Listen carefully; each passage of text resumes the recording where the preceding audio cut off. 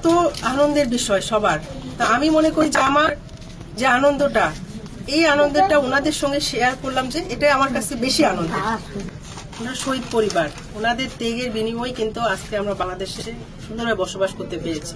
এটা তো আমাদের দায়িত্ব, ওনাদের কাছে আসা, ওনাদের খোঁজখবর নেওয়া।